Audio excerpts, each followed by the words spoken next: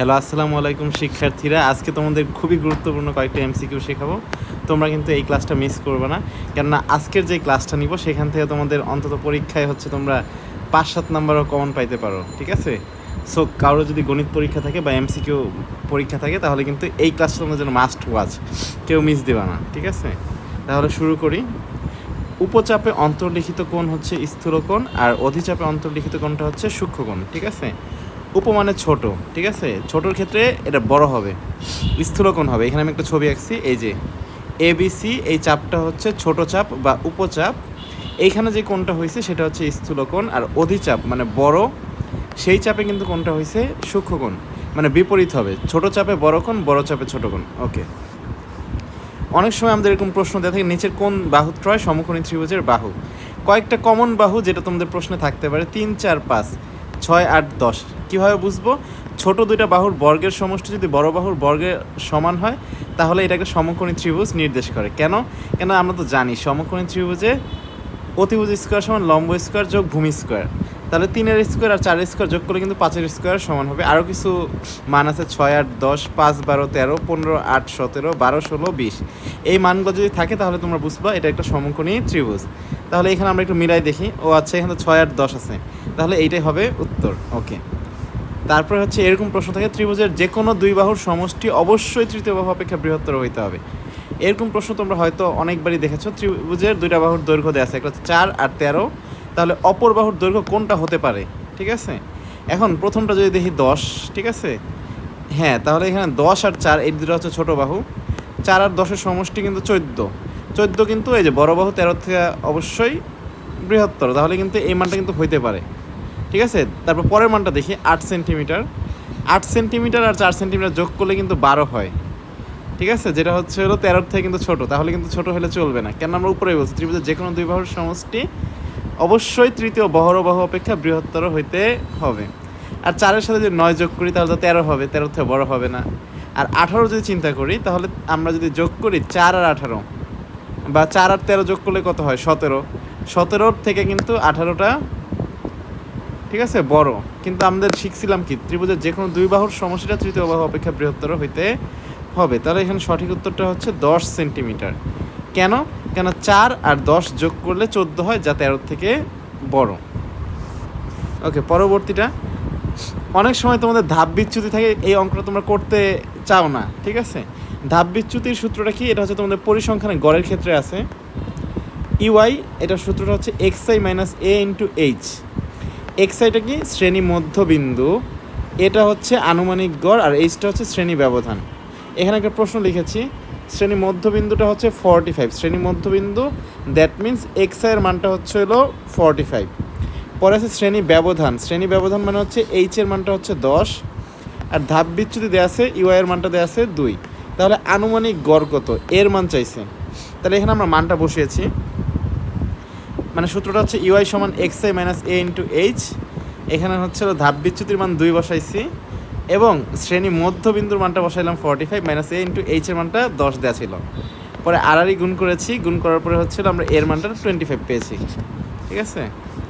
তাহলে আমরা এরকম অনেক সময় দেখি যে বহুভুজের অন্তঃকোণ কত, মানে এরকম দেওয়া থাকে, সুষম পঞ্চভুজের ক্ষেত্রে তোমাদের কত কোণ উৎপন্ন হবে, অথবা সুষম ষড়ভুজের ক্ষেত্রে কত ডিগ্রি কোণ উৎপন্ন হবে, ঠিক আছে? তাহলে বহুভুজের অন্তঃকোণ বের করার সূত্রটা কি? 180 degree minus 360 degree divide by N. এনটা হচ্ছে কি? বাহুর সংখ্যা। তাহলে পঞ্চভুজের ক্ষেত্রে বাহুর সংখ্যা কত? 5। তাহলে 180 ডিগ্রি মাইনাস 360 ডিভাইড বাই 5, তাহলে আসে 108 ডিগ্রি, ঠিক আছে? তোমাদের সূত্র মনে রাখার দরকার নেই, তোমরা এই মানটা মুখস্থ করে রাখলো। পঞ্চভুজের ক্ষেত্রে কোনটা হচ্ছে 108 ডিগ্রি, এবং ষড়ভুজের ক্ষেত্রে কোনটা হচ্ছে 120 ডিগ্রি, ঠিক আছে? আরেকটা তোমরা শিখো, সংখ্যাদ্বয়ের গুণফল সমান লসাগু ইন্টু গসাগু। জিনিসটা কি? এটা একটু বোঝাচ্ছি। মনে করো এখানে দেওয়া আছে একটা প্রশ্ন, দুটি সংখ্যার গুণফল 80, তাদের লসাগু হচ্ছে 40, তাহলে গসাগু কত হবে বলো তো? তাহলে কিন্তু আমাদের এই যে সংখ্যার গুণফল হচ্ছে 80, লসাগু যদি 40 হয় তাহলে গসাগু কত হবে? তাহলে এখানে আমরা যদি একটু করি, 80 সমান 40 ইন্টু গসাগু, তাহলে কিন্তু এখানে গসাগুর মানটা হচ্ছিল 80/40 সমান 2 আসে। তাহলে এখানে উত্তরটা হবে কি? 2। আশা করি বুঝতে পেরেছো তোমরা। এরপর আরেকটা কী দেওয়া আছে, দুটি সংখ্যার অনুপাত 4:5 হলে এবং তাদের লসাগু যদি 120 হয় তাহলে গসাগু কত? তাহলে সংখ্যাটা আমরা ধরে নেই, ঠিক আছে? একটা হচ্ছে 4x আর একটা হচ্ছে হলো 5x, ঠিক আছে? তাহলে 4x আর 5x আমরা কি জানি 4 আর 5-এর লসাগু কত? 4 আর 5-এর লসাগু কিন্তু 20, তাহলে 4x আর 5x এর লসাগু হবে কত? 20x, তাহলে 20x সমান কত? 120। তাহলে x এর মান কত হবে? এখানে 6 হবে। আর 4x আর 5x মানে 4 আর 5 এর গসাগু কত? 1, ঠিক আছে? আমরা 4 আর 5 এর গসাগু যেহেতু 1, তাহলে 4x আর 5x এর গসাগু হবে x, আর x এর মানটা আমরা আগেই পেয়েছি 6, that means it will be 6। ওকে, পরেরটাতে যাই। অনেক সময় এরকম প্রশ্ন তোমরা দেখেছো, এবিসি ক্রমিক সমানুপাতি হলে বিভিন্ন শর্ত দেওয়া থাকে, যেটা করতে তোমাদের অনেক সময় লাগে। ক্রমিক সমানুপাতির যদি অঙ্ক আসে, তোমরা এই 3টা সংখ্যা মনে রাখো, a সমান 1, b সমান 2, c সমান 4। এই সংখ্যাগুলো তোমরা অবশ্যই মুখস্থ রাখবা, ঠিক আছে? তাহলে তোমরা ক্রমিক সমানুপাতি যে কোনো অঙ্ক করতে পারবা। কেন? ক্রমিক সমানুপাতি মানে কি? প্রথম পদ আর দ্বিতীয় পদ আর দ্বিতীয় পদ আর তৃতীয় পদের অনুপাত পরস্পর সমান, মানে a/b সমান b/c। দেখাই দিতেছি, এখানে হচ্ছে এর মান যদি 1 বসাই, তাহলে b এর মান 2, আর b এর মান তো 2, c এর মান 4, তাহলে এইখানেও অনুপাত হাফ, এখানেও কিন্তু অনুপাত হাফ, ঠিক আছে? এটা কিন্তু ক্রমিক সমানুপাতি নির্দেশ করতেছে। তাহলে এখানে আমরা দেখি কিছু শর্ত দেওয়া আছে। প্রথম শর্তটা হলো b স্কোয়ার সমান ac, তাহলে b এর জায়গায় আমি কত বসাবো? 2, তাহলে 2 এর স্কোয়ার, আর এর মান কত? 1, আর c এর মান 4, তাহলে 2 স্কোয়ার 4, আর 1 × 4 সমান 4, তাহলে প্রথম শর্তটা সঠিক। পরে 2b সমান হচ্ছে a + c, 2 × b এর জায়গায় আমি 2 বসাইছি, আর এর জায়গায় বসাইছি 1, c এর জায়গায় 4, তাহলে 2 × 4 আসে, আর 1 আর 4 যোগ করলে 5 আসে, তাহলে এটা কিন্তু সমান হবে না।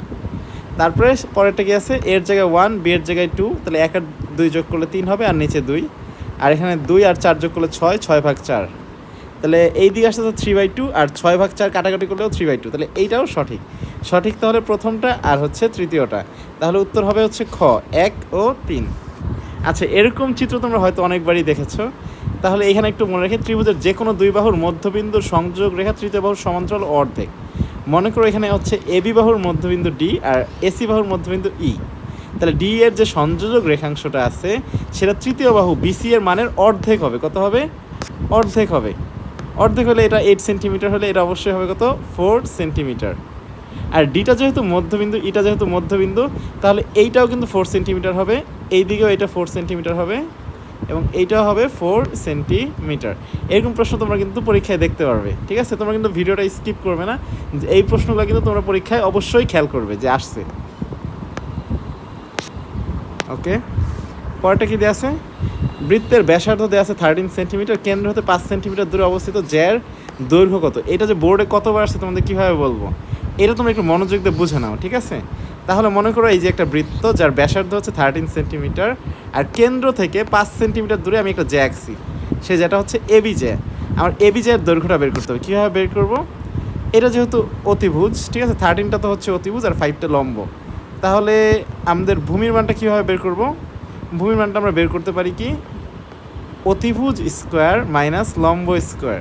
13 স্কোয়ার হচ্ছে 169, থেকে যদি 25 বাদ দিই তাহলে 144 আসে, 144কে রুট করলে 12 আসে। তাহলে এই যে এই এ অংশটা হচ্ছিল, এও তো না, আচ্ছা এটা এও ধরলাম, তাহলে এ অংশটা 12, আর হচ্ছে এই পরের অংশটাও কিন্তু 12, তাহলে 12 আর 12 যোগ করলে কত হবে? 24। তাহলে উত্তর হবে কি? অবশ্যই 24 সেন্টিমিটার। ওকে, পরেরটাতে আমরা যাই, ঠিক আছে? আমরা কিন্তু এরকম অনেক দেখেছি, ঠিক আছে? কোনো একটা সেটের যদি উপাদান সংখ্যা n হয়, তাহলে তার উপসেটের সংখ্যা হবে 2n, ঠিক আছে? তাহলে উপাদান সংখ্যা যদি 2n হয়, তাহলে উপসেট সংখ্যাটা কী হবে? 2n। এখন 2n এটা কিন্তু একটু খেয়াল করে, এটা কিন্তু একটা বোর্ডের প্রশ্ন, ঠিক আছে? 2n কি কিন্তু 2 স্কোয়ার n এইভাবে কিন্তু লেখা যাবে, আর 2 স্কোয়ার মানে কি? 4, তাহলে এটা কিন্তু 4n ও লেখা যাবে। এটা কিন্তু খুবই গুরুত্বপূর্ণ, একটু মনে রাখো, ঠিক আছে? তাহলে পরেরটা কী দেওয়া আছে? তাহলে কোনো সেটের উপাদান সংখ্যা যদি n হয়, তাহলে তার প্রকৃত উপসেটের সংখ্যা কী হবে? 2n -1, মানে উপসেটের সংখ্যা যত হয় প্রকৃত উপসেটের সংখ্যা তার থেকে 1 কম হয়, ঠিক আছে? এটা একটু অবশ্যই মনে রাখবা। যেমন এখানে একটা দেওয়া আছে যে a সমান abc, তাহলে এই সেটের প্রকৃত উপসেটের সংখ্যা কত? এখানে উপাদান সংখ্যা যেহেতু 3টা, তাহলে প্রকৃত উপসেটের সংখ্যাটা কত হবে? প্রকৃত উপসেটের সংখ্যা আমরা জানি 2n - 1, তাহলে এখানে কি হবে? 2^3 - 1, তাহলে এখানে হবে 8 - 1 = 7, তাহলে এটা উত্তর হবে 7। পরে আরেকটা প্রশ্ন দেওয়া আছে, সেই প্রশ্নটা হচ্ছে হলো পি অফ এ সেটের উপাদান সংখ্যা যদি 4n হয়, তাহলে এ সেটের উপাদান সংখ্যা কত? এটা করতে যে অনেকেই কিন্তু ঘাবড়ায় যায়, এই যে এখানে আমরা একটু মনে রাখবো, তাহলে এখানে কিন্তু আমরা বলছি যে উপাদান সংখ্যা যদি 2n হয় তাহলে কিন্তু উপসেট সংখ্যা হবে 2n বা 4n। তাহলে কিন্তু এখানে উপাদান সংখ্যা হবে কি 2n, এটা একটু মনে রাখবো। অনেক সময় তোমরা সৃজনশীলেও দেখো এরকম প্রশ্ন, এমসিকিউতে দেখো। তবে এই মানগুলো একটু মনে রাখবা, সাইন 90 ডিগ্রি মাইনাস থিটা সমান কস থিটা, কস 90 ডিগ্রি মাইনাস থিটা সমান সাইন থিটা। সাইন আর কস এই ক্ষেত্রে পরস্পর বিপরীত। টেন 90 ডিগ্রি মাইনাস থিটা সমান কট থিটা, কট 90 ডিগ্রি মাইনাস থিটা সমান tan theta, cosec 90 degree minus theta সমান সেক থিটা, সেক 90 ডিগ্রি মাইনাস থিটা সমান কোসেক থিটা।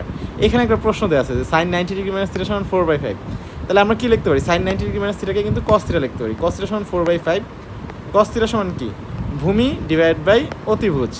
তাহলে এখানে ভূমি কত 4, অতিভুজ 5। তাহলে আমরা তো জানবো লম্বটা অবশ্যই 3 হবে, কীভাবে √5² মাইনাস 4²। তাহলে এখান থেকে ট্যান থিটা কিন্তু বের করবো, ট্যান থিটা সমান কি লম্ব ডিভাইড বাই ভূমি, তাহলে উত্তরটা হবে কি 3/4, ঠিক আছে।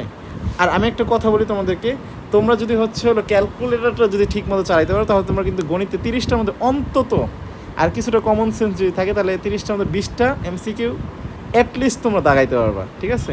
তোমরা যদি ক্যালকুলেটরের সাহায্যে এমসিকিউ সমাধান করার ট্রিক্স জানতে চাও তাহলে অবশ্যই ভিডিওতে লাইক কমেন্ট শেয়ার করবে এবং কমেন্টে লিখবে যে তোমরা ভিডিওটা চাও। আসসালামু আলাইকুম।